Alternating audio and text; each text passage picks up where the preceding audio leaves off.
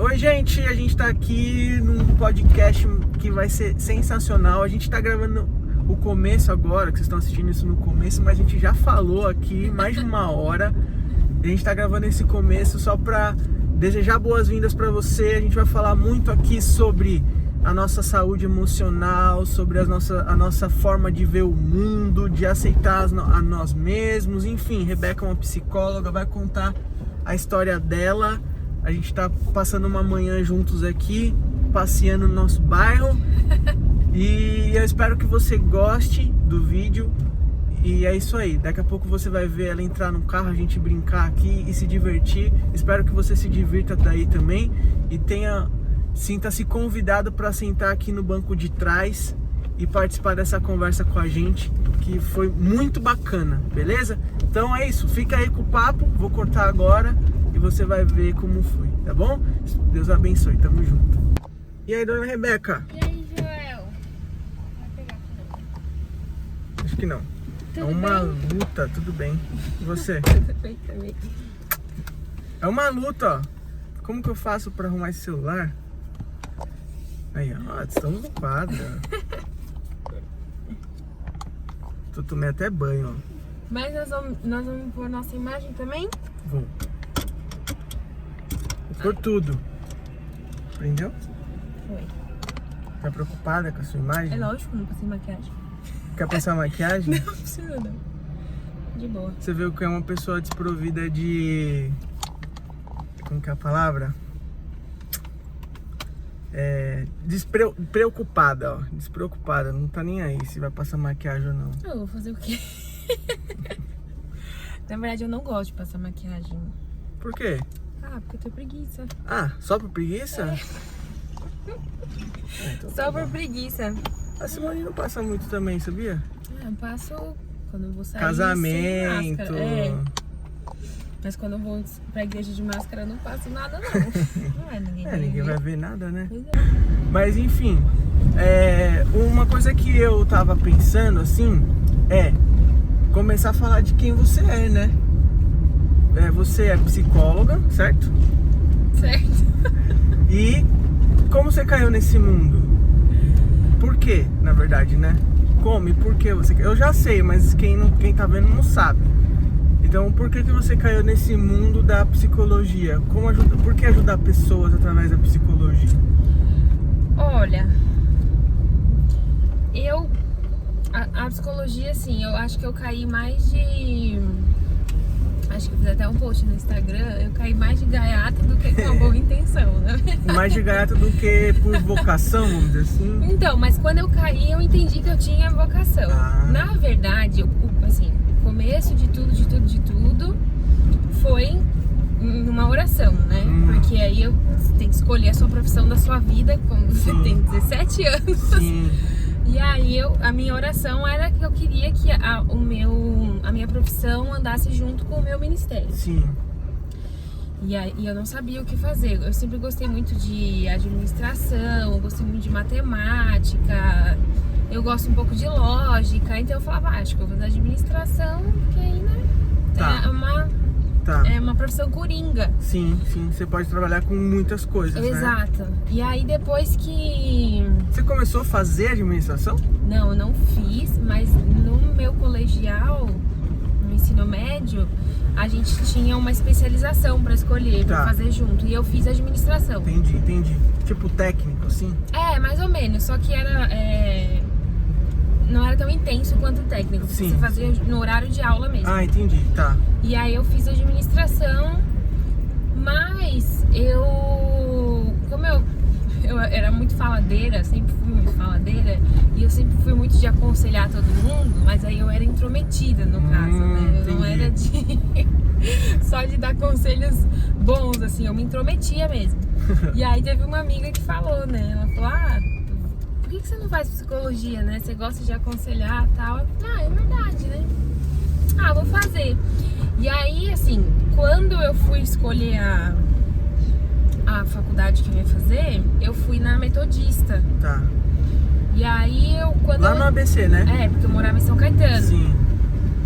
E aí quando eu entrei lá, que era um dia pra visitar, pra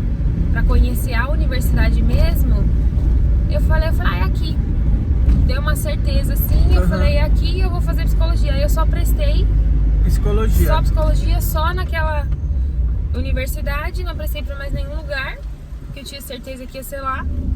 Aí passei e comecei. Aí quando eu comecei, que eu comecei a entender que era isso que eu queria. Só que eu queria no começo pra RH, que é administração com psicologia. Você fala, é meu sonho. E você chegou a trabalhar nisso, né? Trabalhei. Porque hoje você tá atendendo. É. Mas você chegou a trabalhar no mundo corporativo. Com RH, porque eu falava, o meu sonho é trabalhar na Avenida Paulista e andar no metrô de salto. Que engraçado, né? Aí a primeira vez eu consegui meu primeiro estágio, assim, né, oficial, na Avenida Paulista. Aí lá fui eu entrar de salto. Odiei, fui só uma vez, nunca mais fui. É engraçado como a gente cria, quando a gente é mais novo, um estereótipo de alguma coisa, sim, né? Exato. E vai atrás daquilo. Que nem eu, por exemplo, queria trabalhar, sempre quis trabalhar, nunca quis trabalhar de social. Então quando eu encontrei a publicidade, que eu fiz publicidade, eu falei, não, é isso. Então eu imaginava ir num lugar que eu pudesse ficar livre. Eu sempre quis a liberdade. Sim. Né? E aí fui atrás disso. E é engraçado, né, esse estereótipo de você quando é mais jovem, que coloca na cabeça e fala, não, eu quero fazer por causa disso. Porque é engraçado, você vai no metrô, você vê as pessoas lá, bonitas, bem arrumadas. Toda engomadinha. Na linha azul. Na linha azul, Cara, engraçado, né? Mas e aí, depois, agora você atende, né? Você entrou no mundo corporativo e agora você atende as pessoas. Aí no mundo corporativo, assim, não sei se foi o lugar que eu caí, né? Mas se é todo assim, até porque eu fiquei 5 anos nesse lugar. Bastante, né? Aí eu comecei a perceber que ali eu não ia. Assim, claro que a gente sempre acaba afetando as pessoas que estão ao nosso redor, independente de onde estiver. Mas eu percebi que ali eu não ia deixar uma marca no mundo como eu queria deixar. Entendi. Eu queria ter a sensação de que eu estava, de alguma forma, mudando a vida das pessoas. E ali eu não estava, porque eu era babá de advogado. Entendi. E aí aquilo começou a me frustrar muito, além de muitas outras coisas que eu passei lá. Que ali era o escritório de advocacia, né? Era um escritório de advocacia muito grande, internacional e tal. E aí eu comecei era outro mundo, assim, a nata da sociedade. E aí todo esse meu estereótipo de trabalhar na Paulista, de salto, mundo corporativo... Decepcionante. Caiu. Então, e aí eu comecei a perceber que não, que eu queria fazer mais, né? E aí eu atendi um tempo na clínica. Na verdade, quando eu fiz o meu último estágio na faculdade, era na clínica. E aí eu me encontrei, porque eu achava que eu não gostava da clínica. Entendi.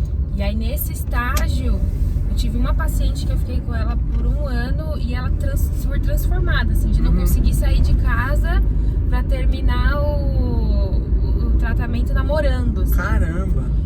E aquilo mexeu muito comigo. Você falou, é isso. E aí eu tive uma professora que ela falou assim, foi muito forte isso, ela falou assim, Rebeca, você não pode ficar sem atender. Para o bem do país, ela falou. Caramba, assim. Que legal. Ela falou, para o bem do país, você precisa atender. Eu falei, nossa, é muito forte isso, né? Muita responsabilidade. Eu falei, bom, mas não dava para atender, precisava de dinheiro, precisava pagar o casamento, precisava pagar a casa. Tudo. Porque não é tão simples, né? Não. O atendimento, você tem que ter os seus clientes e financeiramente, para você colher bons frutos, você demora um pouco, né? Demora porque não é um tratamento barato. Os convênios não ajudam. E aí tem uma nova regra aí que foi estipulada quando eu estava na faculdade, que para você fazer terapia e o convênio bancar, você precisa de encaminhamento médico. Entendi. Então, se você não tiver encaminhamento, o convênio não banca. É igual para psiquiatra, né? Você não pode chegar lá, bater na porta e falar, me dá remédio. Um psicólogo ou um outro profissional tem que indicar, não é isso? Na verdade, não. Para psiquiatra pode, porque ele é médico, né? O psiquiatra ele é formado em medicina. Entendi. Então ele é o único que pode medicar, a gente não pode. Então você pode ir lá bater na porta e ele vai te dar remédio e ele pode te encaminhar para um psicólogo também. Entendi. Então ele pode, por conta da medicina, mas a gente não. Eu não sabia. Eu achava que o psiquiatra você só não podia ir lá e marcar uma consulta, você tinha que ser direcionado, assim. Mas tudo bem, melhor. Que bom saber. É com o psicólogo, é assim, você tem que ser direcionado pro convênio, né? Tá, Se pro você convênio. vai particular, aí você vai Você marca e acabou. Então não é um tratamento barato, né? Aham. E aí eu comecei a orar e pedir pra Deus me tirar de lá, do escritório. Aí nesse processo eu já te conhecia já. Já Porque eu te conheci, você já ainda estava no escritório. tava. Eu saí de lá ano passado, né? Aham. 2020. E aí foi um processo bem duro também, porque eu queria muito sair e eu não entendia porque eu tava lá ainda. Porque eu só tava sofrendo muito, muito. Adoecia, todo mês eu tava no hospital. Nossa. Era muito difícil. E aí eu saí na pandemia, na verdade eu conversei com a minha chefe e aí eu falei assim, ó, não quero mais ficar aqui, mas eu não posso pedir demissão, porque eu preciso do dinheiro. Então quando você tiver a oportunidade, por favor, me manda demita. embora. Aí ela, tá bom, né? E aí, na pandemia chegou, ela falou, ó, a gente tá demitindo umas pessoas e como você pediu, então Tchau. você vai no bolo. Nossa, eu comemorei, eu pulei. Foi muito bom. E aí eu comecei a atender online agora e pra mim, assim, é o melhor caminho.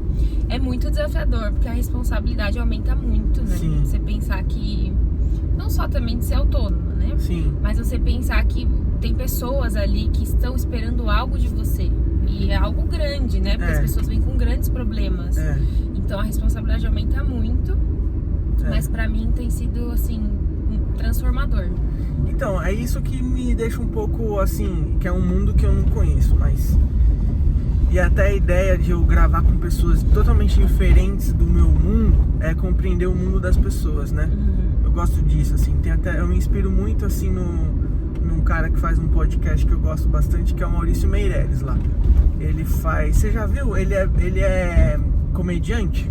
Você já viu o Maurício Meirelles? Ele era do CQC e tal. Sim, tá. Então, ele faz um podcast que ele leva pessoas de culturas totalmente diferentes da dele, ele chama de quebrar a bolha, sabe?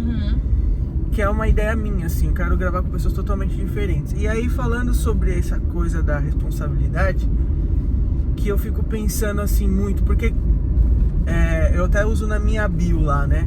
Discipulo pessoas há mais de 15 anos. Discipular pessoas é difícil também, a responsabilidade é forte, assim, né? Porque você tá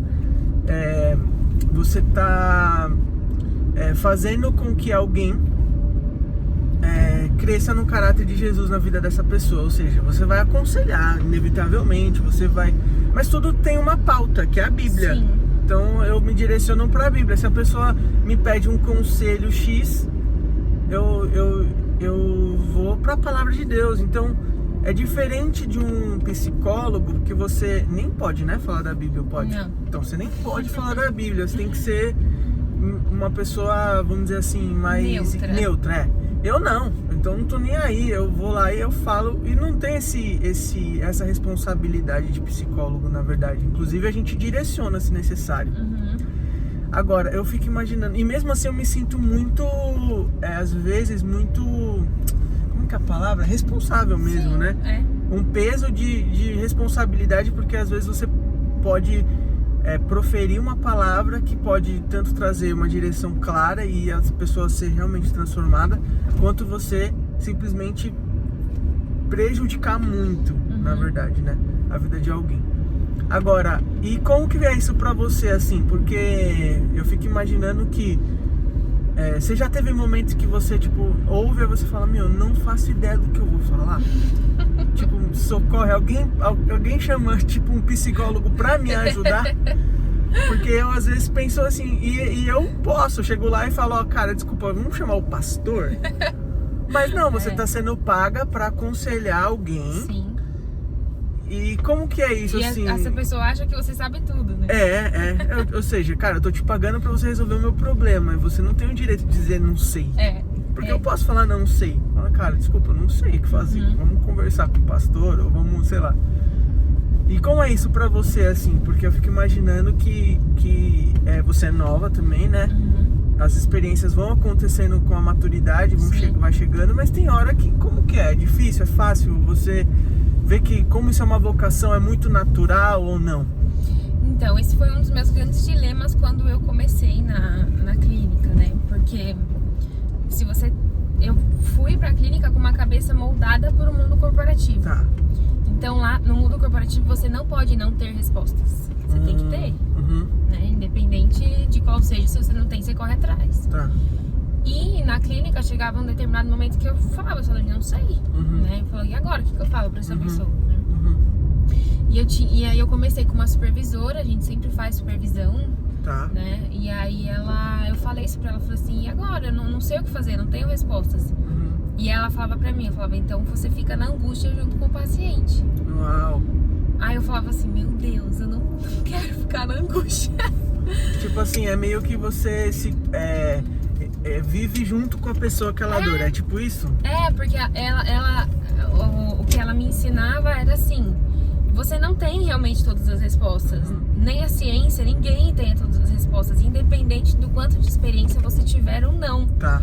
Mas você vai encontrar isso junto com o paciente, então você precisa estar ali com ele. E teve um paciente que ele foi bem pesado pra mim, que ele falou que ele já estava pensando em tirar a vida, né? Tá. E aí o que eu faço? Sim. Né? É até um choque, né? É um choque muito grande. Só que eu não posso pegar essa responsabilidade pra mim. Tá. Porque senão eu não vou ser saudável, vou ficar com medo falando assim, eu tenho que convencê-la a não tirar a própria vida. Sim. Não posso fazer isso, é muito pesado. Até porque se acontece dele tirar a vida, você também vai se autorresponsabilizar, né? Exato. Foi culpa minha, Exato. não consegui. E entender que as pessoas decidem, né, os caminhos dela, independente de mim ou da família, né? Então, o que eu falei pra esse paciente, eu falei assim, olha, nesse momento eu não tenho algo pra te dizer, eu entendo o que você tá sentindo, porque é uma dor muito forte, mas o que eu posso te dizer é que eu estou aqui com você e a gente vai passar por essa dor juntos. Sim.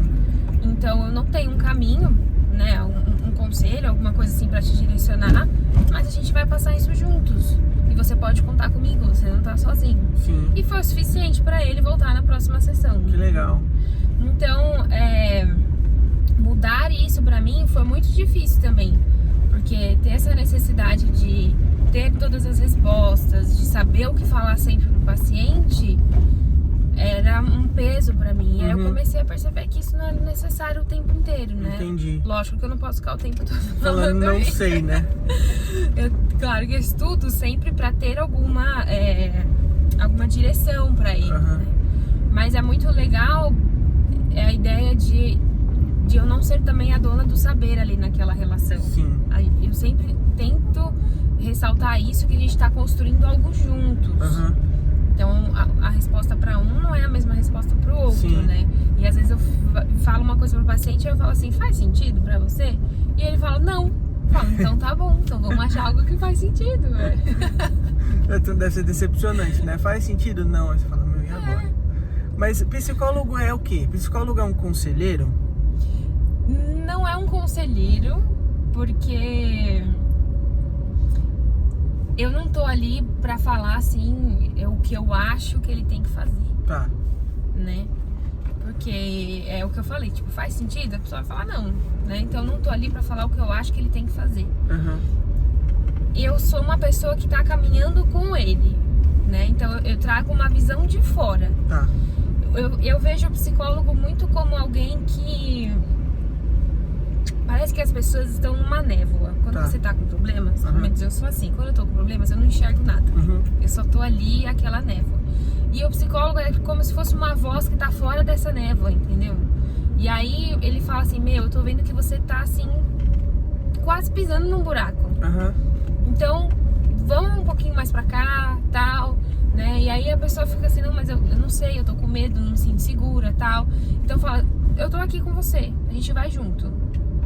Né? Eu trago uma visão de algo que a pessoa não consegue enxergar de jeito nenhum. Pra tentar solucionar uma situação que ela tá vivendo. Porque a teoria que eu sigo, que é a teoria cognitivo-comportamental, a gente tem uma base. Tá. Assim. Então, qual que é a base? Que todos os nossos dilemas, eles acontecem por conta de pensamentos disfuncionais. Tá. E aí esses pensamentos geram sentimentos e os sentimentos acabam gerando algum tipo de comportamento, etc. Tá. Então eu vou te dar um exemplo pra ficar fácil, exemplo que eu sempre dou pros meus pacientes. Se eu viro pra uma pessoa, né? Aí eu falo assim, nossa, fulano, como você emagreceu? E a pessoa se sentiu feliz. O que você acha que ela pensou, Joel? Vamos lá, se você... O que eu acho que ela pensou? Pra ela ter se sentido feliz quando ela ouviu essa frase. Nossa, como você emagreceu. O que eu acho que ela pensou? Acho que ela pensou que ela tá bonita. É isso? Boa, tá bom. Tá. Agora eu falo a mesma frase pra uma outra pessoa. Como você emagreceu? E ela se sentiu triste. Ixi. O que ela pode ter pensado? Ela se sentiu triste porque você disse que ela emagreceu. Ela tá doente? Pode ser também. Ela pode ter pensado, caramba, eu tô doente, não tô querendo emagrecer, né? Ou sei lá, cara, é difícil, né, você chegar na cabeça de uma pessoa, mas... Sim. Não, mas a gente tá... Porque eu fico imaginando que uma pessoa que emagreceu, mas fica feliz, é triste, né, na verdade, desculpa. É porque não queria emagrecer, ela pode estar doente ou com uma disfunção, ou até mesmo com bulimia, sei lá. Ou é porque ela já é muito magra naturalmente e ela não quer emagrecer mais. Né? Entendi. Tem gente que é assim também, né? Ela não tá feliz com o corpo dela. Aí, o último, se você fala a mesma coisa, nossa, como você emagreceu, e a pessoa sentiu raiva, o que ela pensou? Raiva? Ai. Ela sentiu raiva porque você... É que sabe o que é de estranho pra mim? É que pra mim tudo isso é elogio. Sim, lógico. Então aí, tipo assim, como que alguém vai ficar com raiva se alguém diz que emagreceu? Essa que é a graça do exercício. Ela ficou com raiva, é porque você tem inveja dela. Boa, tá bom. Tá falando porque é falsa, né? Então, é exatamente isso. Se você for ver, a situação não mudou. Eu falei, nossa, como você emagreceu. O que mudou? Os pensamentos, a forma como a pessoa interpretou a situação. Então, os problemas, né? Claro que às vezes sim, mas na maioria das vezes os problemas não são exatamente a situação. Eles são a forma como nós pensamos sobre aquilo. Sobre aquela situação. E aí gera o sentimento. E aí qual que é o meu papel? O meu papel é justamente questionar os pensamentos das pessoas. Tá, entendi. Então quando a pessoa vem pra mim com grandes dilemas, né?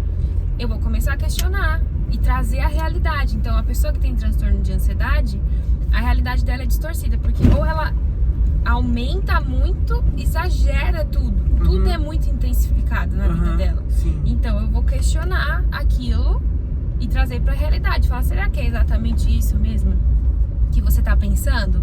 Vamos pras evidências. Tá. Vamos pros fatos. Você constrói um caminho racional, né? Isso. Agora,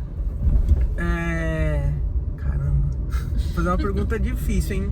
Tá, eu posso falar que eu não sei. Tá, pode. Agora, como não relativizar essa verdade? O que eu quero dizer com isso? Como não relativizar que, por exemplo, o caminho que você está seguindo, querendo tirar ela e levar ela é o certo? Você entendeu a pergunta? Sim. Porque é ela que vai escolher. Ah, entendi. Entende? É por isso que eu tô falando que o psicólogo ele não é o conselheiro. Porque não sou eu que escolho e falo assim, eu acho que você Nossa, tem que como vir isso é por aí. difícil, mano. É a pessoa que vai escolher, entende? Será que essa é a grande diferença do coaching, por exemplo? Porque eu não vejo o coaching não dar direção. Ele tem fórmulas, né? Eu só vejo fórmula, tipo assim, Exato. cara, seu mindset vencedor, e o mindset vencedor é aquele ali, é o hábito X e o Y que vai fazer você vencer, porque na minha visão essa onda da pessoa produtiva de ter que acordar 5 da manhã e ela tem que tomar banho gelado e ela tem que cuidar da alimentação, fazer o exercício físico, ou seja, todo mundo é um robô que queria o mesmo método. O cara, todo mundo acorda às 5, vai meditar, seja o que você quiser meditar. Depois de meditar, você vai fazer um exercício físico, depois você vai voltar, vai comer isso e isso, porque é isso que faz bem, que se não for isso, isso não faz bem. E depois você vai começar o seu dia de trabalho. Então, isso é uma fórmula. É uma fórmula. E é uma fórmula que causa grandes problemas. Olha aí, ó. Que muitas vezes eu tenho que ir lá também. Porque você pensa, a pessoa que ela tá bom, então isso aqui é a receita do sucesso. Então, eu tentei, viu? Então, não aí consegui. te garantem que não se você consegui. fizer você isso... Você vai ficar próspero. Aí você começa a fazer, só que com você não dá certo. Não deu E pra aí mim. você começa a se frustrar, porque você fala, pera, se isso é a receita do sucesso, então eu nunca vou ter sucesso. Vou te contar como foi a minha experiência. Por exemplo, eu nunca acordei às 5 da manhã, mesmo falando, mas eu sempre acreditei que a fórmula era uma fórmula boa. Tipo assim, se eu conseguir acordar algumas horas mais cedo, eu obviamente vou conseguir produzir melhor, mas não só isso, eu vou conseguir fazer coisas que eu não tava fazendo no horário que eu tava dormindo. Sim. Então o que eu fazia? Eu acordava às 6 horas, 10 para 6, eu assistia uma live. Eu não saía logo pra fazer exercício. Eu assistia uma live de um cara que eu gostava, que a live dele começava às 6 horas da manhã. Quando acabava essa live, eu já tava mais acordado. Ou não. E aí eu ia... do assunto. Aí eu ia lá e fazia exercício. Eu saía pra andar. Depois que eu saía pra andar, eu voltava, tomava banho, comia e ia fazer devocional.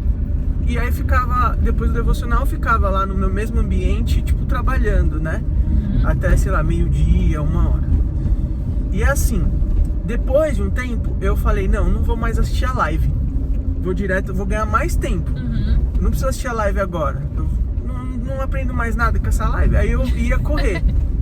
Não ia correr, eu nunca gostei de correr. Ia fazer caminhada. Ia caminhar, voltava, fazia essa mesma rotina. Foi ótimo. Porque, eu realmente me senti com mais vida, mais produtivo, fiquei mais feliz, de verdade. Só que eu trabalho à noite, quem não sabe, eu trabalho à noite. Então 11 horas da noite eu tava trabalhando ainda, tava terminando um horário de trabalho. Sim. E era muito difícil, porque eu tava muito já cansado. Sim. Nesse horário, que eu tinha acordado muito cedo, tinha produzido muito durante o dia. E, cara, eu ficava muito cansado. E aí, esse período era muito difícil pra mim, porque eu ainda tava trabalhando. E aí, eu chegava, descia e muitas vezes não conseguia nem dormir. Por quê? Porque, como eu tava muito ali trabalhando, eu tava ainda com adrenalina, aquela coisa, sabe? E aí, cara, eu comecei a perceber que, na verdade, eu não tava fazendo isso por mim. Eu tava fazendo isso por eles, pelas pessoas que fazem. Sim. Não sei te explicar exatamente por quê. Sim, porque pra você testar. viu o resultado deles e você falou, eu quero experimentar isso também. Apesar de ter dado um resultado pra mim. Mas eu não combinava. Aí o que eu percebi? Eu falei, você quer saber?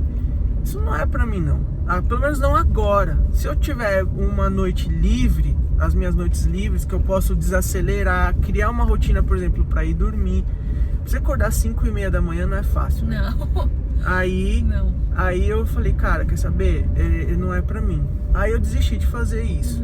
Mas tentei aplicar e de alguma maneira isso na minha vida como era possível. Então eu chegava, estou acordando bem mais cedo de quando eu acordava. E tento aplicar algumas coisas, né?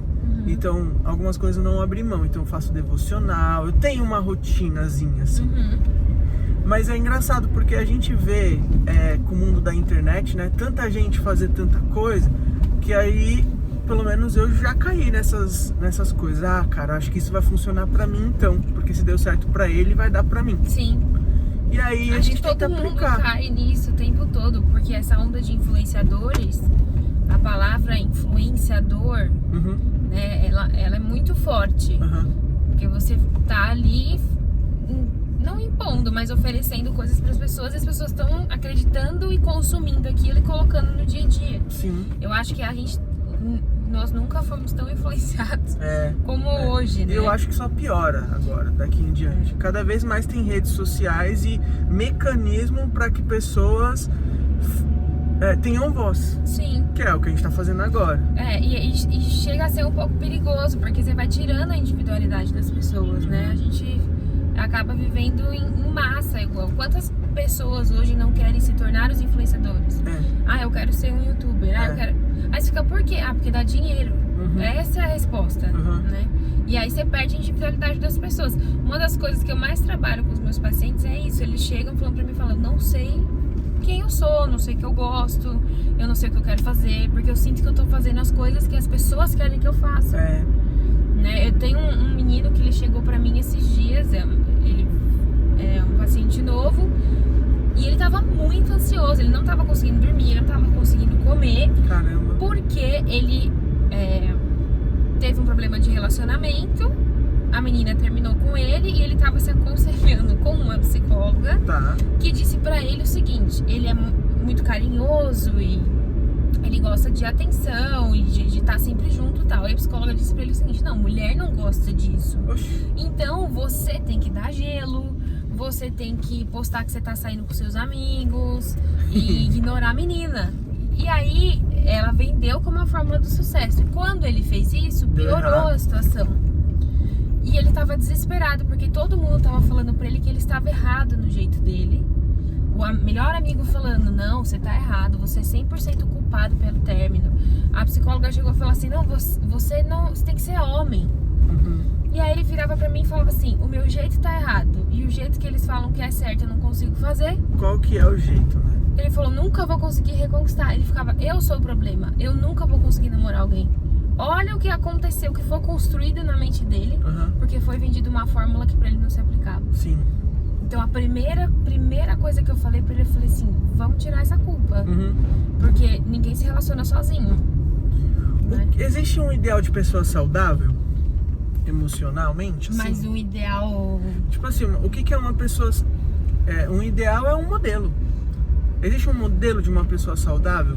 Mas um modelo, você quer um modelo que a psicologia fale, um modelo...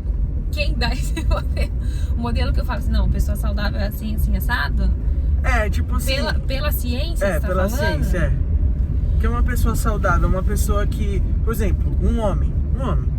O que é um homem saudável? É um homem que o quê? Que ele sabe quem ele é, e aí a partir desse saber quem ele é, ele fica bem consigo mesmo e dane-se o resto? Ou tipo, existe um politicamente correto para uma pessoa saudável? É aquela pessoa que respeita todo mundo, é aquela pessoa que é tipo assim, que tem hombridade, ser um homem, né? Tipo, que assume responsabilidades, que trabalha, que consegue suprir as necessidades da sua família.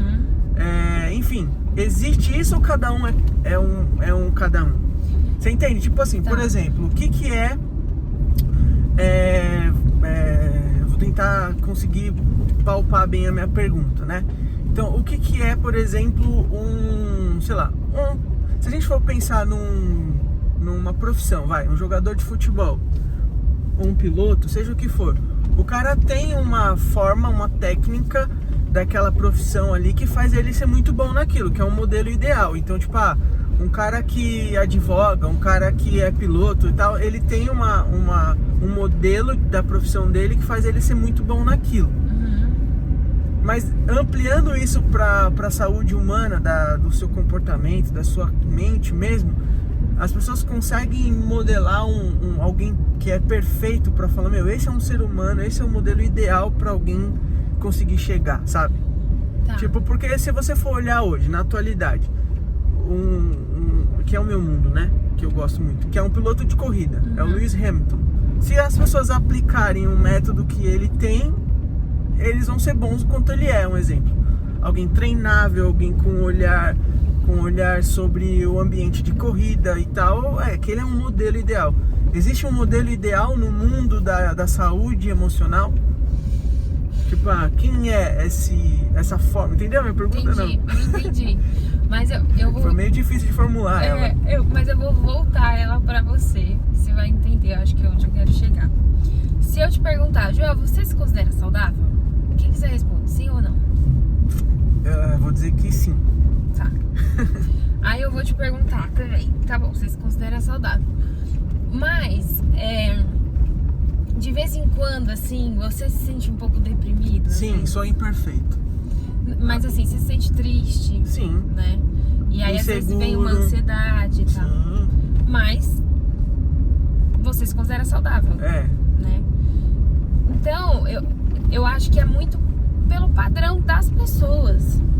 A palavra modelo, ela é um perigo, né? Porque se você pensa, modelo vem de quê? De modelar, né? Então você consegue ali modelar a pessoa, colocar ela naquele molde ali, naquela caixinha. Sim. Né? E aí, pra mim, eu acho ela perigoso porque, nesse sentido, igual você falou, piloto de corrida, se a gente aplicar o método dele, vai dar certo. Vai dar certo. Aí eu entro na pergunta, será?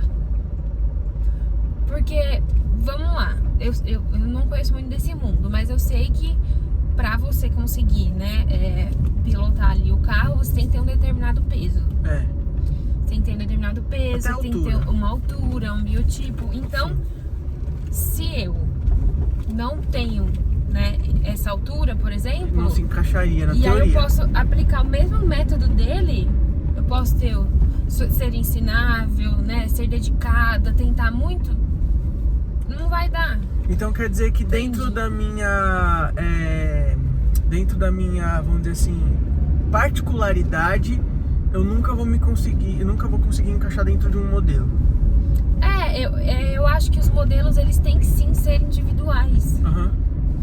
Porque a gente se compara muito. E eu acho que isso é normal. Eu nunca vou dizer pra alguém, tipo, você tem que parar de se comparar. Eu acho impossível um ser humano parar de se comparar. Sim. A gente se compara muito. Sim. Só que na comparação, pra mim, o que é saudável na comparação é você se comparar dentro do seu contexto, da sua história. Tá. Então, ok, se eu me comparo com uma psicóloga de sucesso, né? Então eu falo assim, nossa, um dia eu quero chegar nesse nível aqui, olha as coisas que ela fala. Isso é legal e tal. Só que aí vamos ver a história. Tá bom, quantos anos ela tem? Sei lá, ela tem 40, eu tenho 26. Então ela já tem quase 20 anos a mais do que eu de vida, de experiências. Ela tem filhos, eu não tenho filhos. Sim.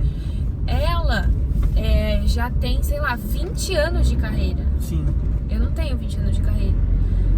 E aí eu falo assim, bom, então talvez quando eu tiver os meus 40 anos eu consiga chegar onde ela chegou. Se eu quiser hoje, Rebeca, chegar no nível dela hoje, eu acabo sendo injusta comigo. Sim.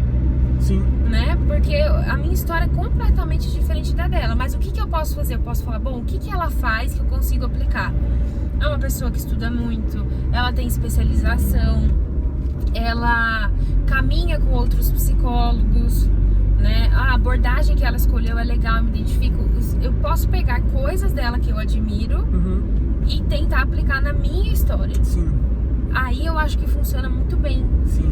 Mas a gente fazer a comparação ignorando o nosso contexto, aí pra mim é a fórmula do não sucesso. Na verdade, esse é um ponto interessante, assim, que foi uma coisa que eu fiquei pensando há algum tempo atrás. Teve um dia desses gurus de internet que eu fiz uma comparação, né, com ele. Falei, caramba, o cara tem a minha idade e ele tá literalmente no lugar que eu gostaria de estar. Aí eu falei, o que eu fiz de errado? Foi a primeira coisa que eu pensei.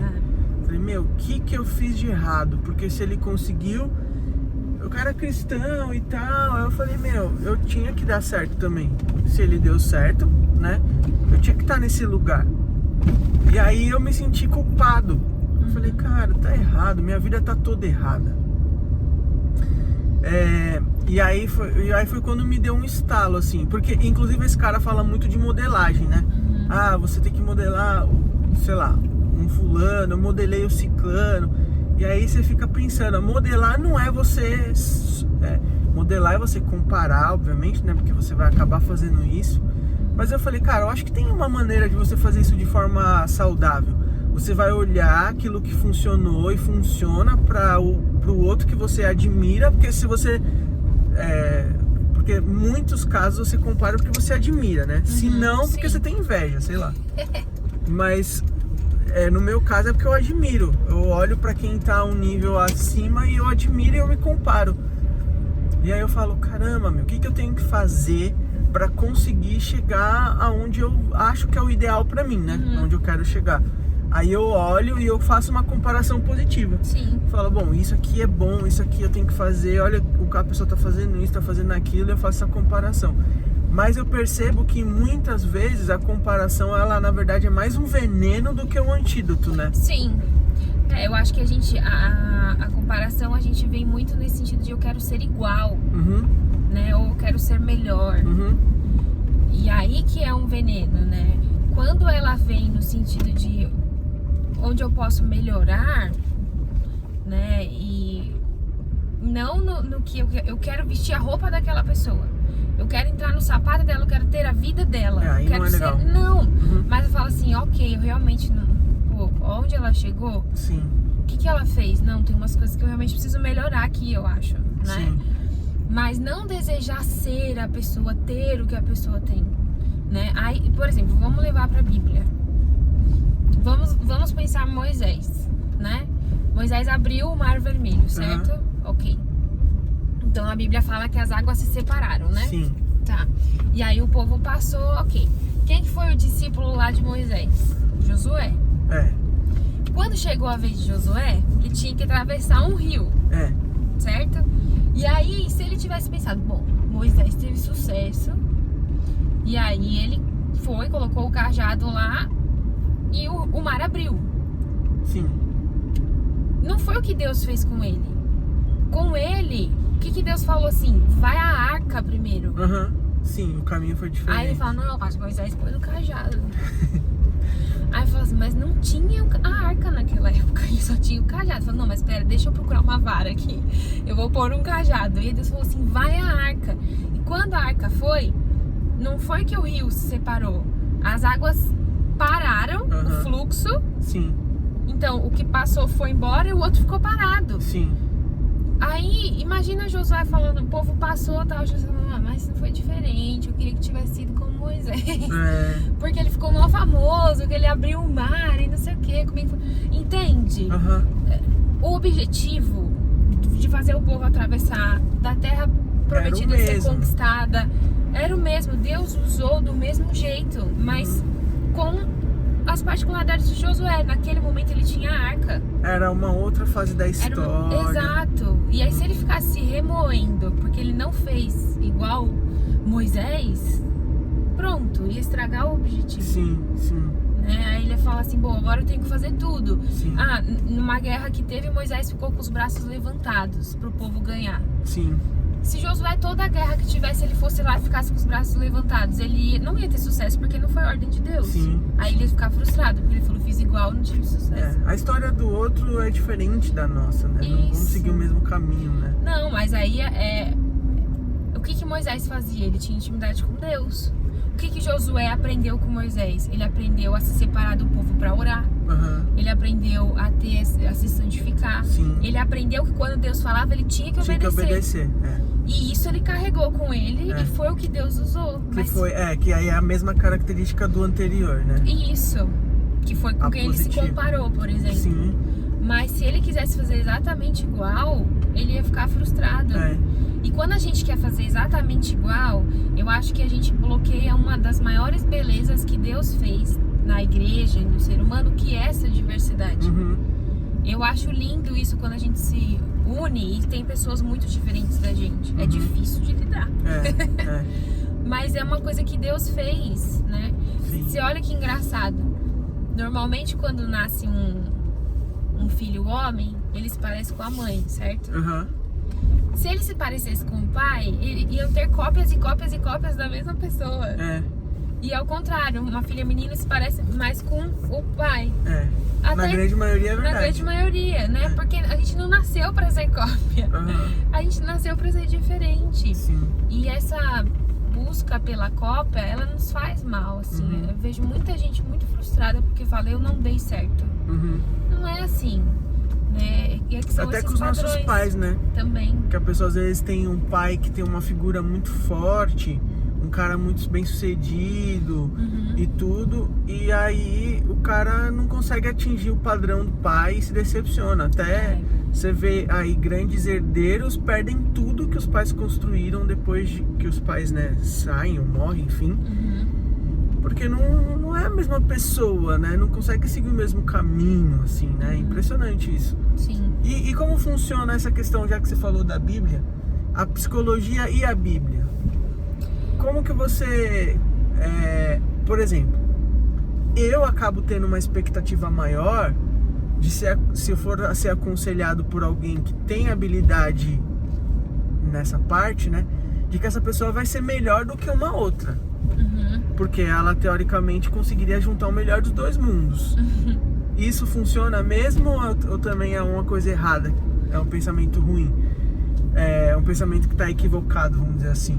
Eu acho que a gente tem esse pensamento, né? Nós como cristãos, Assim como qualquer outra pessoa de outra religião, assim como pessoas negras, por exemplo. Eu já tive uma menina que me procurou, ela falou assim, olha, eu queria muito passar, ela era negra, ela falou que queria muito passar com uma psicóloga negra. Porque eu não acho, ela falou, não estou te menosprezando, tal, ela vai entender. Porque eu acho que ela vai entender melhor o que eu quero dizer. E aí eu indiquei pra ela uma professora minha que eu tive. E ela tá amando.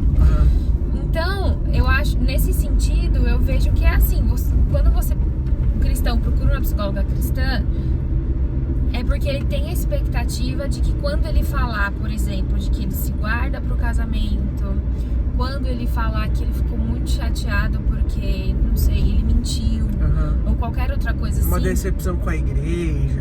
Que são princípios, né, que ele acredita, ele sabe que a psicóloga vai entender o que ele tá querendo dizer. E vai mesmo? Tem essa diferença mesmo ou não? Na prática? Então, eu atendo pessoas não cristãs e pessoas cristãs, né? E aí tem pessoas que são cristãs que elas me dão essa liberdade. Ela fala assim, eu quero poder falar da Bíblia, eu quero poder falar de Deus. E eu falo, ok, né? E eu entendo, eu já tive uma menina que ela debatia muito comigo a tristeza que ela sentia por não conseguir ter um tempo devocional com Deus. E eu entendia isso, né? E aí eu entendia o quanto isso tinha de culpa, de autocobrança, que não era exatamente só o tempo com Deus, mas tem um histórico ali que naquela fala dela tava claro pra mim. Que eu não sei se talvez uma pessoa que não conheça nada do cristianismo, né, vai entender, vai falar assim, por que você quer ter um tempo? Ok, vai lá, lê a Bíblia, eu comecei a ler um livro qualquer. Não sei, né? Tô hipotetizando aqui. Mas, ao mesmo tempo, eu atendo uma pessoa, por exemplo, que é espírita. E aí, quando ela fala pra mim coisas que ela acredita do espiritismo, eu pergunto, eu falo, me explica.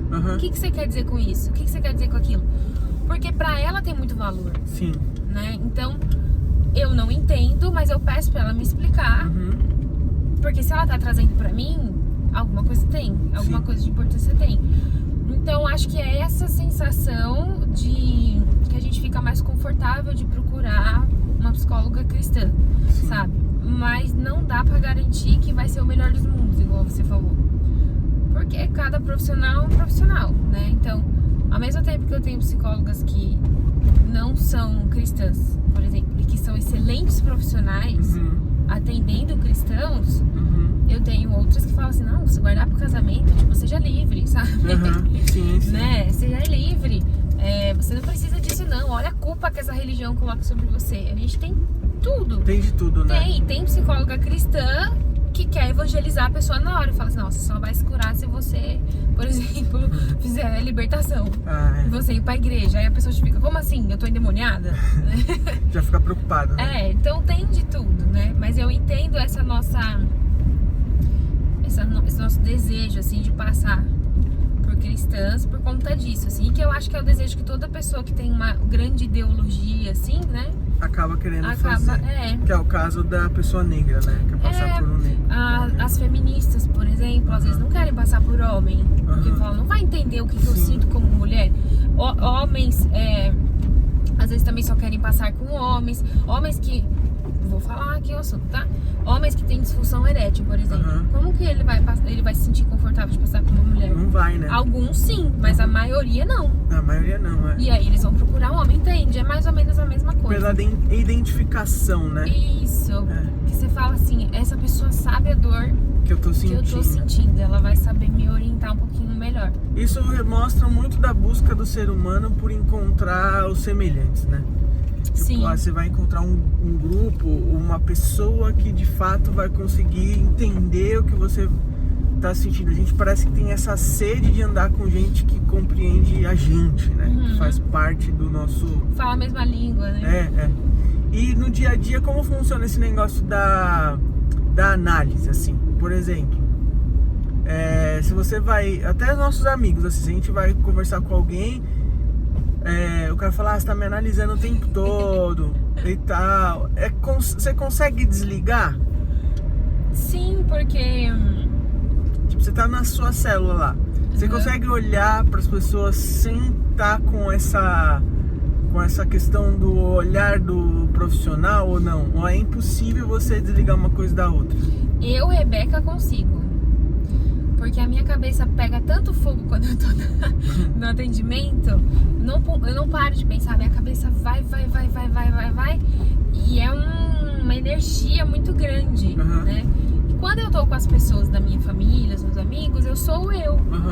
Então eu relaxo tanto que eu não fico, né, pensando, nossa, essa pessoa tá falando isso por causa disso.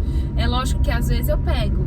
Então, a pessoa comentou um negócio aqui do relacionamento dela com a mãe, sei lá. Tá. Aí daqui a pouco ela comentou um negócio ali, aí eu faço uma ligação, aí eu, tá, entendi, mas deixa quieto, entendeu? Mas são coisas que ficaram, de repente, muito claras, né? Isso, eu não fico investigando. Até porque pra eu investigar, eu tenho que perguntar e ficar em cima das pessoas. E eu acabo sendo até um pouco... Claro que a gente fala setting terapêutico, né? Quando eu tô lá com a pessoa sabe que ela tá lá pra ser questionada.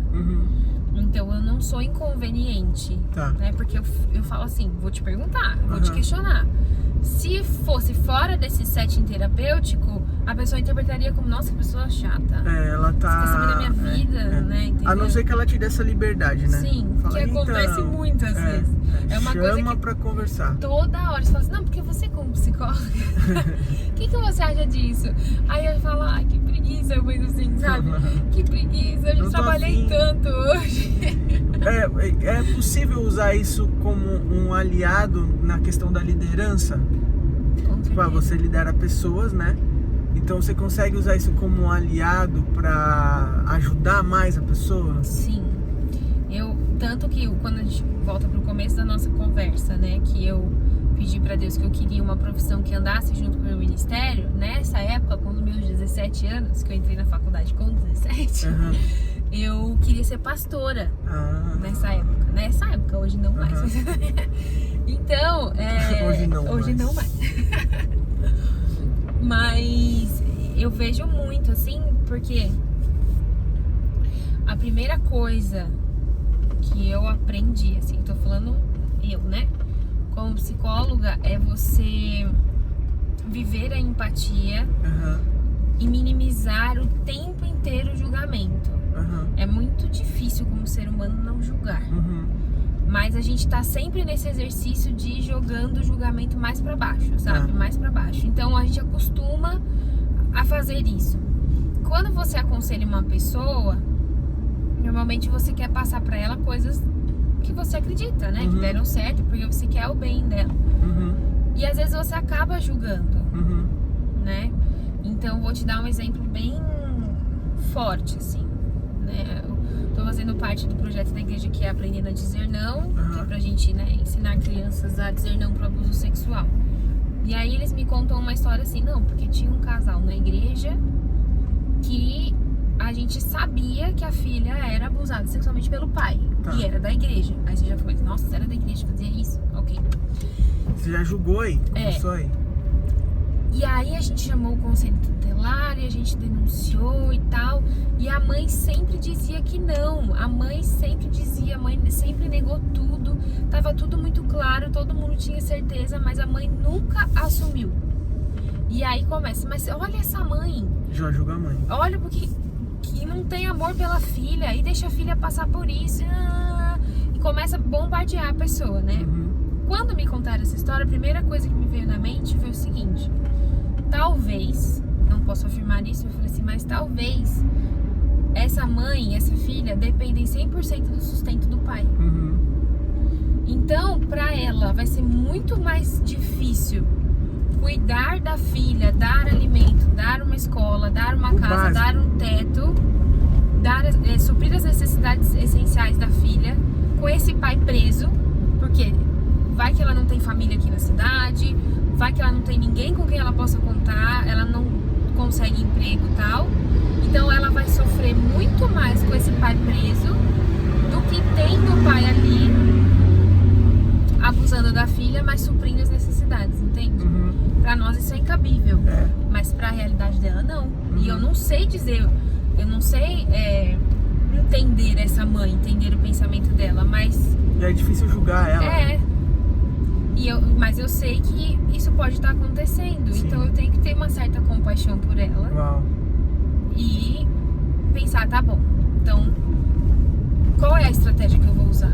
Sabe que aí a gente tava falando, a gente vai entrar num caso interessante. Tava falando, quando eu te chamei pra gente gravar, foi quando você fez um post sobre a polêmica do Big Brother, né? Da menina lá, Carol, que tava exercendo o mesmo papel não, a mesma atitude que ela, na sua ideologia, disse ser ruim, né? Sim. Pra alguém.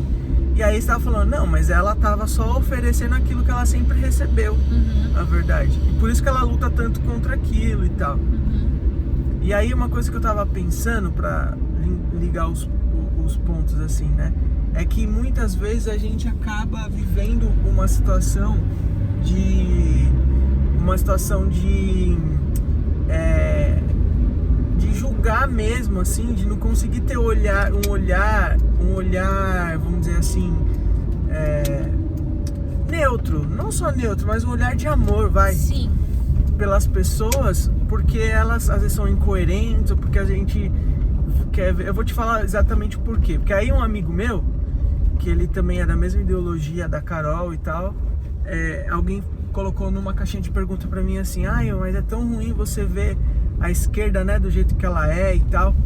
Aí eu lembro que eu respondi, não é nem direita nem esquerda, o ser humano é egoísta por si só e tal. E aí esse meu amigo, ele me chamou no privado e falou assim, cara, uma atitude muito boa cristã seria conseguir ficar neutro de tudo isso e ter um olhar de amor tanto por ela quanto por ele. Sim.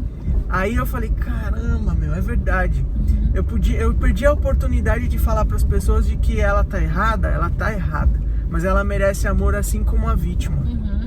Então, tipo assim, é igual o pai. O pai merece ser julgado, desse caso, né? Merece ser julgado, ser preso, condenado se ele for culpado? Merece. Mas por conta disso ele merece então o desprezo. Ninguém vai lá falar de Jesus pra ele e pregar a redenção e tentar fazer ele se arrepender. Não, a gente tem que fazer os dois. Tem que acolher a filha, a mãe e o pai também. Sim, é porque dói, né, na gente. Sim, isso. sim. Dói na gente você querer acolher a pessoa ruim, porque na verdade, se você for ver, claro que esses casos são extremos que a gente tá falando, né? Mas você acolher a pessoa ruim é você, de certa forma, aceitar que você também é ruim, entendeu? Então a gente fica o tempo inteiro julgando o outro pelas atitudes que ele faz, pra gente falar assim, não, porque eu não concordo com isso que ele tá fazendo, porque eu sou uma pessoa boa e ele é uma pessoa má. Agora, se eu vou lá e falo assim, vem aqui fulano, vamos conversar, você tá se colocando de uma posição de igual. Cúmplice, né? E você ser igual a um abusador, você ser igual a um agressor, dói, hein? Né? No momento que eu vi ela pegaram um trecho de uma entrevista que ela deu, da Carol Conká, e ela conta assim, ela falou, não, porque quando eu era pequena, eu tava na escola, na fila da merenda, e aí um garoto veio e jogou uma casca de banana em mim e falou, isso aqui que você tem que comer. E a legenda que colocaram foi assim, vamos encontrar esse garoto pra ele entrar lá no programa e acabar com ela. Nossa. E aí eu falei assim, essa mulher hoje, provavelmente a única linguagem que ela conhece é a agressão. E é engraçado porque ela fez a mesma coisa, né? Ela falou, sai daqui, não vai comer aqui não. Porque ela não sabe fazer diferente. Ela aprendeu a falar a linguagem da agressão. E ninguém tá nem aí, né? Que seja punida e acabou. Exato. E aí você vê ela distorcendo a realidade o tempo inteiro. Você vê ela mudando as falas das pessoas. Tudo com o objetivo de quê? De ser aceita. Então, como que começou essa história toda? Um menino fez mal pra outra menina.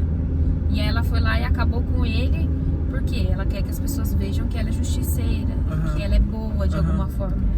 E aí lá é pior ainda, porque você tá dentro de um ambiente com muita pressão ali, que você precisa ganhar aquilo, tem a competição. Você não tem uma válvula de escape, né? Piora mais ainda, né? Porque você tem que meio a obrigação de de mostrar alguma coisa ali pra ganhar também, né? Exato. Um jogo, é um jogo muito pesado, né?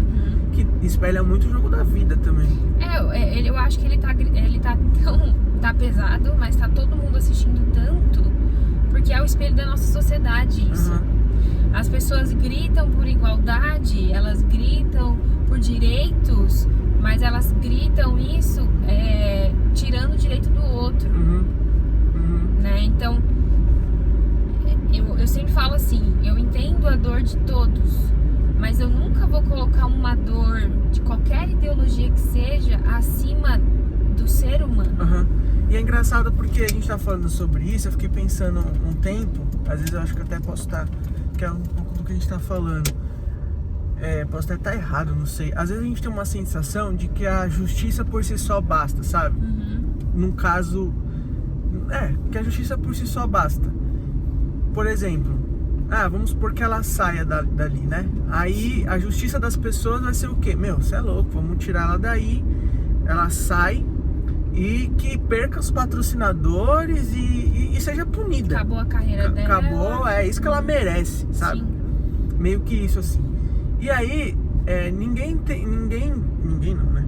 Pouca gente tem a sensibilidade de falar, meu, você é louco, essa pessoa precisa de ajuda também. Sim. Ela vai sofrer consequências? Vai, é inevitável sofrer consequência, Mas e como fica um olhar cristão em cima disso? Cara, o olhar cristão em cima disso é que ela precisa de amor assim como o outro que sofreu a injustiça, né?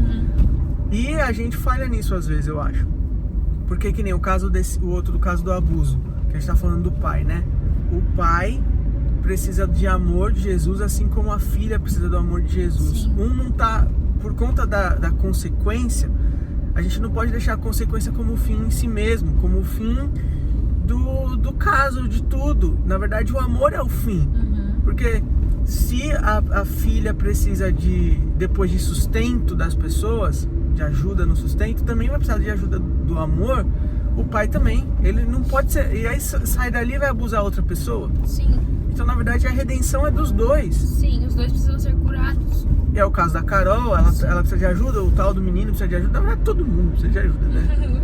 Mas eu fico pensando muito como a gente tá egoísta, né? Como a gente não tem essa sensibilidade de que o outro, quem sofreu a injustiça e quem foi o caso, o malfeitor também precisa do amor da mesma forma, sabe? Do amor de Jesus, da redenção da mesma forma. Enfim, essa é uma situação bem complexa, mas que se a gente for colocar tanto nos macros quanto nos micros relacionamentos ou situações, eles sempre vão ter a mesma resposta. A gente precisa amar a todos e trazer a redenção para todos, né? Não só para quem foi a vítima. Sim. Uma coisa que ajuda a gente nesse olhar, a ter esse olhar, é você sempre, pelo menos me ajuda, né? Eu olho pro agressor, eu olho para aquela pessoa, eu tento imaginar ela como uma criança. Eu até repostei isso esses dias, eu falei que dentro de todo adulto difícil tem uma criança que foi maltratada e uma criança que tá sofrendo. Porque a nossa infância, ela dita como que vai ser a nossa vida adulta. Tá. E aí não tem jeito. Tudo que a gente faz, 90% das coisas que a gente faz como adulto tem relação com a nossa infância. Então, se a gente sentar por um momento e conversar com a Carol, como que foi a infância dela, você vai identificar o porquê que ela age daquele jeito. E tem uma criança ali que não foi acolhida, que não teve as suas necessidades emocionais básicas atendidas. A gente aprende que na psicologia, né?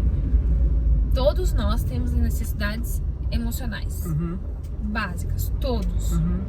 E as crianças que não são atendidas, não têm essas necessidades supridas quando pequenas, elas vão crescer, elas vão criar os esquemas emocionais completamente disfuncionais.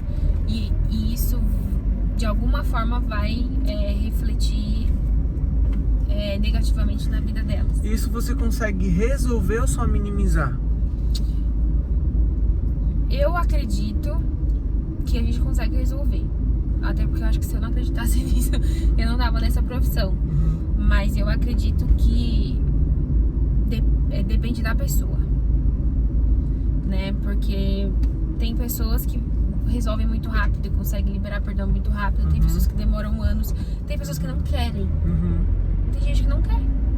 Então eu acredito que é possível, mas depende da pessoa, do tempo e de diversas outras circunstâncias. Sim.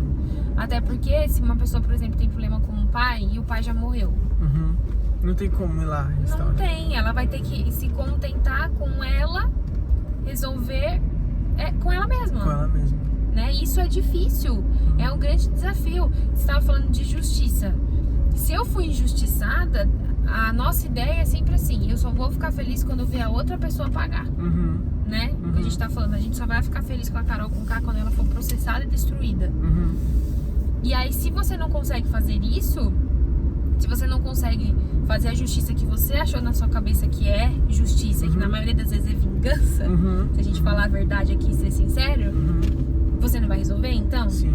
Tem uma coisa que eu falo pros meus pacientes, que eles vêm com esse discurso muito, e acho que é natural do ser humano, né? Da nossa carne, isso. A primeira coisa que eu falo é: justiça não existe. Não existe justiça. Porque o que é justiça pra um não é pro outro e vice-versa. Sim. E aí se você falar, justiça por um abusador é você prender ele e ele ser abusado também. Mas se a gente tá falando do amor, onde Só o amor foi- se aplica foi vingança disso? só. Então, eu não acredito que a justiça é disso. A nossa, né? A de Deus sempre. Mas a nossa justiça, não acredito que ela existe. E se a gente depender dela, nós nunca vamos resolver nossas questões. Se eu sou assaltada e eu dependo pra ficar bem que o ladrão seja preso pra eu poder sair de casa, você vai viver preso na sua casa. A justiça de Deus, ela sempre vai ter o fim no amor, né? É diferente de consequência. Sim. Porque a justiça que Deus... A forma de Deus gerar justiça através do pecado foi a morte. Mas também teve um símbolo de amor, que foi a morte de alguém que não merecia. Sim, ou seja, foi injusto. Foi injusto, Mas pra ele foi a forma dele encontrar a justiça e também amar ao mesmo tempo. Então, teve uma consequência, é inegável, não tem como fugir de consequência, né? Mas a gente sempre, quando é cristão, atrela isso ao amor também. E aí que é difícil, porque... Eles não se conversam. não se conversa. E a gente, como ser humano pecador e caído, não consegue ainda muitos casos. E quanto mais parecido com Jesus você é, você até consegue, mas em maioria dos casos não consegue juntar as duas coisas. Ou você... porque a gente quer ver a vingança, isso é a verdade. A vingança. Porque, e eu vejo isso em coisas pequenas, Rebeca, por exemplo. Teve uma situação recente na nossa história de família que a gente quis ver a vingança. Ah, não, isso é justo. Sim, é justo que essa pessoa passe por isso, por aquilo e por aquilo. Porque se ela não passar, não é justo. Mas na verdade não é da justiça, é da vingança. Aí eu tava falando com a Simone, eu falei, sabe uma coisa que Deus falou comigo? É que na verdade a gente tem que orar para que essa pessoa fique bem. E que se possível que ela não passe por nenhuma situação de sofrimento. Que ela perceba antes e que ela mude. E que através do amor de Deus ela perceba e tal. E não precise passar por sofrimento. Que Deus cure logo, né? Porque é algo que fez a gente muito mal pra gente. Aí eu me caí num versículo que é: ore pelos seus inimigos. Vamos dizer, não é meu inimigo, né? Não tô chegando nesse nível de inimigo, mas é uma forma que Deus encontrou de ministrar no meu coração o quanto que eu deveria amar, parar de julgar e abençoar. Eu falei, uau, é isso. E aí a gente vai entendendo isso, que quando a gente tá falando da justiça de Deus, a gente tá falando também de amor, né? Sim. E a gente tem muita dificuldade de juntar as duas coisas. É porque o amor, ele transforma. E vamos combinar que quando a gente vê uma pessoa que fez mal pra gente transformada, a gente não gosta. Incomoda. Porque a gente quer ver ela sofrer. A gente quer ver ela sofrer.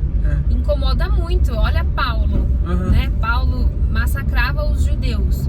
Quando ele se converteu, os judeus viraram contra ele e falaram: não, a gente não quer saber. Né? A gente quer que você faça, se você sofre o que a gente sofreu. Entende? E isso é a nossa carne gritando. A gente quer que a pessoa sofra. Ela não me fez sofrer, agora ela vai ficar feliz com Impune. Jesus. Pô, Jesus. Faz alguma coisa. É aquela história dos talentos, não, mas do pagamento também. Que Jesus chama um pra trabalhar de manhã. Aí ele fala, eu vou te pagar 1 denário, eu acho. Aí o outro no meio da tarde, eu vou te pagar 1 denário. Hoje no final da tarde, te pagar 1 denário.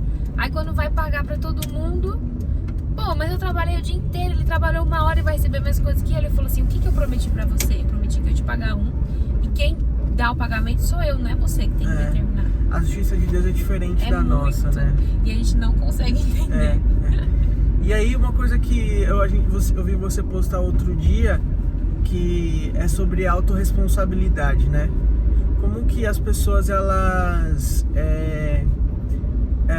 têm às vezes a dificuldade, né, de tomar pra si aquilo que é de responsabilidade delas, ficar terceirizando sempre as coisas e não conseguir simplesmente pegar e transformar aquilo e falar, meu, é culpa minha, eu tenho que mudar e tal. Porque a gente tá sempre culpando o outro, né? Sim. Tá sempre... Eu vejo isso até criança. O Matheus, por exemplo, que tem 5, vai fazer 5 agora. O Benjamin tem 3. É engraçado, Rebeca, porque um culpa o outro. E o Benjamin só tem 2 anos. E uma vez a gente tava lá fora, ele tava lá fora, começou a chorar e tipo gritar Teteus, né? Ele chama de Teteus. Aí a Simone, o Matheus nem tá aqui, menino, o que você tá culpando ele? E já vi o Matheus também, tipo, fazer uma coisa errada. Ele falar, não, mas foi o Benjamin. E tipo, não, mas foi a mamãe, mas foi o papai. Então sempre terceirizar, não conseguir se autorresponsabilizar por seus atos, assim, sabe? E isso é muito complicado. Isso me chamou a atenção uma vez quando você postou. Caramba, meu, isso é uma verdade que a gente precisa falar sobre isso. Sim. Eu acho que tem um pouco a ver com aquilo que eu falei da gente ficar na angústia. Porque quando você joga a responsabilidade pro outro, alguma coisa você não quer carregar. E provavelmente é uma coisa ruim, porque você nunca vai dar pro outro algo que é legal, né? Igual, se você faz algo muito bom, você quer receber os créditos. Sim. Você não vai dar pro outro. Quero ser honrado por aquilo. Exato, né? Você vai dar pro outro algo que é muito ruim, né? Então, você não quer ficar com aquela angústia de você ter errado, de você ser falho, de você ser pecador. Você não quer. E aí você joga pro outro, né? E aí volta lá pro começo de tudo, Adão e Eva, que não quiseram se responsabilizar. E a culpa foi da serpente. Adão jogou a culpa na Eva e Eva jogou a culpa na serpente, né? E assim é fácil. É muito mais fácil você falar assim, então aí, a culpa é sua, não fui eu que fiz errado. E você vê o outro tomar bronca. E você vê o outro, né? Porque eu sou bom, eu sou uma pessoa legal, eu sou uma pessoa que faz tudo certo. É o outro que tem problema, não sou eu que tenho problema. Sim. Né? Então isso é muito fácil. Só que aí, pra mim, na minha visão, os problemas só aumentam. Porque se eu não consigo me autorresponsabilizar, então eu nunca vou resolver. É verdade. Eu vou sempre fugir disso. Verdade. E eu vou sempre repetir o mesmo erro. Então, a partir de se eu não pegar tudo aquilo que me dói, os meus monstros, e eu encarar de frente, pronto, né? Eles vão estar sempre ali. Sim. Eu tenho que encarar pra mandá-los embora. Sim. Né? Então, esse é o problema da falta da autorresponsabilidade, eu acho, né? A gente foge dos nossos monstros e eles ficam ali o tempo inteiro. Eu acredito, sinceramente, que se houvesse ali, né, se Eva, Adão falasse assim, Deus, a gente pecou mesmo, a gente errou, né? Eu acredito, não que não teria pecado, mas que talvez alguma coisa diferente ia acontecer. Se eles tivessem autorresponsabilizado, você tá falando. Foi a gente que errou. Eu peguei mesmo. Se Adão falasse, porque primeiro Deus volta pra ele, né? Fala assim, o que você fez? Se ele falasse, eu errei, Deus. Eu não corrigi a Eva, por exemplo, né? Eu não corrigi a Eva, eu não cuidei dela, eu não alertei o suficiente sobre o quanto essa árvore, esse fruto poderia fazer mal. E eu comi também. Acredito que alguma coisa seria diferente, não sei dizer o que. Mas talvez algo na história seria deles mesmos, né? Exato. Entendi. Porque a justiça de Deus, a palavra de Deus não poderia ter voltado, né? Falar, você ali vai morrer.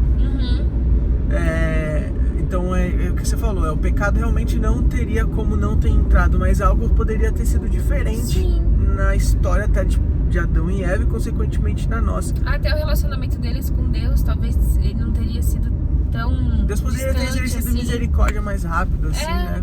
Exato, eu não sei dizer, mas pra mim o pecado talvez seja muito isso, a falta de autorresponsabilidade. Porque você confessar o pecado é isso, é você assumir que o errado que você é responsável, e né? Deus ama quando a gente confessa o pecado. Uau, isso é uma coisa, cara, que legal isso, eu nunca tinha parado pra pensar nisso. Isso é uma revelação, de verdade, porque quando você confessa um pecado, você tá se autorresponsabilizando, você tá reconhecendo aquilo tá sendo expulso, é um monstro que você tá jogando pra fora. Sim. Tanto que a Bíblia é verdade mesmo, Deus realmente tem isso como um olhar positivo, muito bom em relação a isso, que ele fala, olha, confessai os seus pecados uns aos outros, aquele que confessar o seu pecado, qual que é o texto que tá na minha cabeça agora sobre confissão? Tem um outro que eu esqueci, mas você vê como é uma bênção, que existe a bênção da confissão, que é você simplesmente se autorresponsabilizar. Sim. Você vai ser curado quando você se autorresponsabiliza, né? E aí o que ele fala? Você confessa, então, então foi você que fez, então agora você vai ver. Não, ele fala assim, tá bom, então eu vou esquecer. Já que você confessou, então tá bom, então eu vou esquecer, vamos pra próxima. Porque essa é uma das misericórdias, né? Sim. Que você confessa, ele coloca no mar do esquecimento, já era. Tanto que quando você vê casos extremos, né? Por exemplo, de traição e tal, a orientação sempre vai confessar. Você tem que falar, você não pode deixar isso debaixo dos panos. Você tem que trazer à luz isso, porque não tem nada que está oculto que não vai ser revelado. Sim. Precisa ser revelado para gerar cura e tal. Então realmente a confissão, ela é uma chave muito importante de você conseguir se curar mesmo, né? Que é autorresponsabilizar. Eu pequei, eu errei, eu venho pecando deliberadamente sobre isso. Isso é uma dificuldade. Por isso que existe a bênção na confissão, né? Eu nunca tinha parado pra pensar com essa ótica, assim. Porque a gente sempre espiritualiza a confissão. Tudo a gente também espiritualiza, né? É isso aí. E aí, se você for ver, o tratamento da psicoterapia acaba sendo também uma autorresponsabilidade, porque é você com você mesmo. Eu tô ali, mas eu tô sempre jogando pra pessoa. Então, você tem que resolver os seus problemas. Eu não tô ali com o seu pai, com a sua mãe. Eu não tô ali com o seu chefe. É você que tem que resolver os seus problemas. Você joga pra pessoa a responsabilidade. E aí, com o pecado, também, você fala assim, foi o fulano que fez o pecado. Não, mas a escolha é sua. Então, quando a gente assume que, ok, sou eu, você sai da posição de vítima, que a vítima não faz nada, né? Ela só recebe. Só então, vítima. Sair da posição de vítima, eu vou pegar as rédeas e agora eu vou fazer o negócio andar e eu vou resolver e eu vou pra frente. Eu não vou ficar, eu tenho depressão porque a minha mãe não me amou. Tá bom, isso aconteceu e a gente não vai menosprezar isso de jeito nenhum. Mas agora a gente vai transformar isso. Então, vamos lá, vamos mudar essa história? Porque só nós temos o poder de mudar a nossa própria história. Não dá pra depender do outro, não dá pra depender da justiça do homem, não dá pra depender das escolhas do outro. Quanto mais nós trabalhamos com nós mesmos, né? E aí entra o nosso relacionamento com Deus e tal. Mas quanto mais eu olho pra dentro de mim, eu acho que mais livre eu sou. E nós temos medo de olhar pra dentro porque a gente dá de cara com os monstros e com todas as nossas questões. Mas defeitos, né? O olhar pra dentro é o que mais nos liberta. E aí eu acho que tem muito a ver, né? Com a psicoterapia e com a proposta que Deus nos faz também. Cara, você sabe que essa é a coisa que eu mais gosto de fazer em relação a mim mesmo? Eu adoro nomear o que eu tô sentindo. Eu fico pensando, eu fico tentando descobrir. Isso sempre foi assim natural pra mim. Eu falo, cara, por que eu vi tal situação e eu me senti mal? Ou simplesmente, se eu não consigo encontrar a resposta, eu sei que aquela situação me fez mal. Tipo assim, eu acordei e sei lá, eu vi um story X de uma pessoa e aquela situação me fez mal. Aí eu fico, cara, por que eu tô mal? Foi porque eu vi o stories. Por que o stories me fez mal? Porque eu senti inveja, eu senti ciúmes, eu senti tal coisa. E eu sempre vou nomeando. Então isso acabou virando algo natural pra mim. Algo que eu gosto de fazer. Eu gosto de me autoanalisar. Por que eu tô sentindo isso? Por que eu senti isso, assim?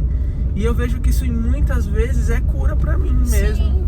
Aí é interessante que eu acabei virando uma chave, assim, que é importantíssima, que a Simone virou minha psicóloga, assim, não que ela não me orienta, né, tecnicamente, mas ela ouve.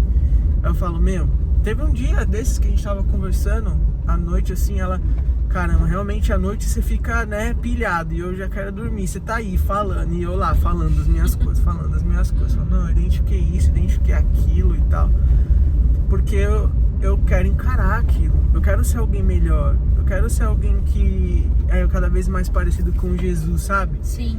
Mas eu sei que isso não é fácil pra todo mundo. Não. Isso é algo que eu fui desenvolvendo desde sempre muito novo. Eu fui tentando identificar por que eu tomei essa atitude, por que eu fiz isso, por que eu fiz aquilo. E eu vi que muitas vezes isso foi bênção pra minha vida, assim. Foi muito legal, assim. É que você dá margem pra Deus trabalhar, né? Sim. Porque se Deus vira, o Espírito Santo fala assim pra você, você fala assim, olha, você é invejoso. E eles falam, eu não. Não, tá Você doido? fala assim, tá bom, então eu não vou trabalhar com você sobre isso e você vai continuar sendo invejoso. Né? Mas quando você fala assim, é verdade, Deus, me ensina a não ser invejoso. Ele fala, então tá bom. Então vamos lá. E o processo muitas vezes é dolorido, né? Porque pra você se livrar de alguma coisa que você identificou, não vai ser um passe de mágica, né? Isso é uma coisa importante que eu fico pensando. Por isso que as pessoas falam, cuidado como você vai orar. Porque se você orar pedindo paciência, você vai enfrentar situações que vão exigir de você paciência até você conseguir viver aquilo. Imagina situações de inveja, situações de comparação, situações de, sei lá, tanta coisa, né, que a gente vive e a gente precisa ir aprendendo a lidar com aquilo. E às vezes você não percebe, não, é Deus tratando, é Deus fazendo. Mas é pro nosso bem, né? Sim. A gente tem dificuldade de ver que situações difíceis são pro nosso bem, né? Sim, porque a gente aprende que a felicidade, a bondade, o amor, é só isso que é pro nosso bem. Né? É verdade. E aí vem Jesus falando, né? Jesus, na palavra de Deus falando que se você é corrigido pelo seu pai, porque ele te ama. Agora, se você não é corrigido, o pai só corrige quem ele ama. Quer dizer que você tá em maus lençóis. Se você não é corrigido, então vamos pensar o caso do Big Brother que a gente trouxe. Por que eles estão errando tanto e repetindo os mesmos erros, Joel? Porque não tem ninguém ali falando assim, olha o que você fez foi muito errado.